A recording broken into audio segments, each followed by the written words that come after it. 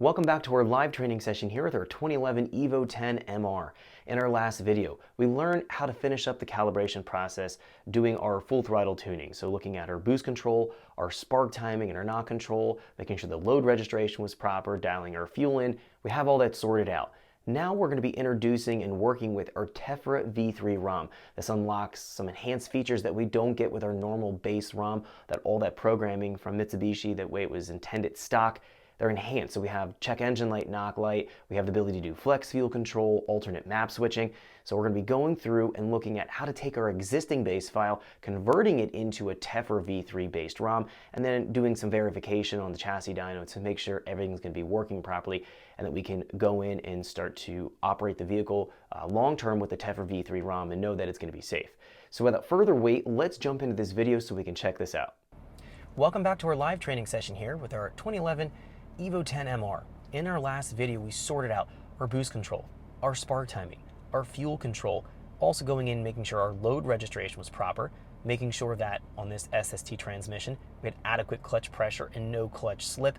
And we found that we produced about 355 to 360 torque and around 340 horsepower. That's excellent power from a full bolt-on Evo MR on 93 octane. We're not going to really make a whole lot more power than that. So we've covered essentially the calibration process up to this point. The only thing we haven't looked at yet is working with our MIVEC, or the variable cam timing. So we have our variable cam timing on the intake and exhaust gears. We can rotate those around to dial in more or less overlap as the engine is running. I provide in the training course our base file. That's going to be essentially a sample for the variable cam timing. That's an excellent starting point. We use that for this particular calibration in starting off and doing all of our tuning. I haven't even touched it yet. We're going to explore looking at that in this video. But before we do that, we're actually going to be switching our ROM type from our base ROM into a Tephra V3 ROM. I mentioned this in the very first video. I've purchased a Tephra V3 ROM for the VIN number for this car ahead of time. It usually takes about a day or two to get it once you pay for it. I have that ready to go, and we're actually going to be flashing it. And when we do that, that's going to be wiping out all the work we've done already. We have to essentially start over again.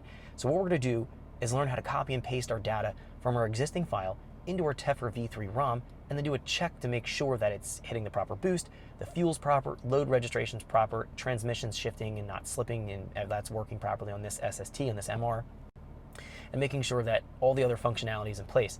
Then we can take a look at some of the feature sets that it has. The reason why I'm putting it on this particular car, I want to do a map switching feature. We have up to, I think, 8 or 9 different alternate maps that we can toggle between using our cruise control buttons here. So we'll look at that more towards the end of the video.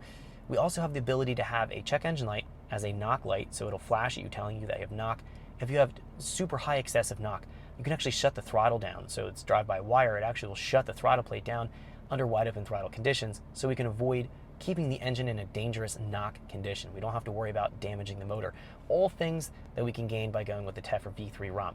Most people go and upgrade for the Tephra V3 ROM when they want to go and do flex fuel control. That's not in the cards for this particular car. This is driven quite often. It's going to be primarily a 93 octane pump gas car.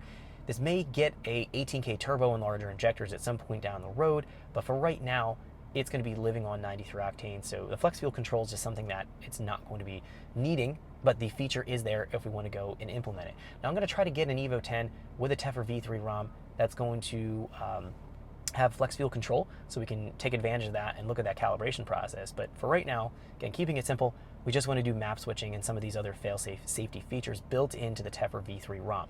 So what we're going to do here is actually open up that calibration file and start to copy and paste our data between the important tables, the important things that we've changed, and updating that Tephra V3 style ROM. I'm going to go here to open. Thanks for checking out our teaser clip. If you want to see the rest of this video and more than 500 hours of current EFI training we have to offer, make sure you click right here. If you want to go and check out more teaser clips from this training course, click here. And you don't want to miss any of the videos we're going to be releasing on this channel, so make sure you subscribe and click here.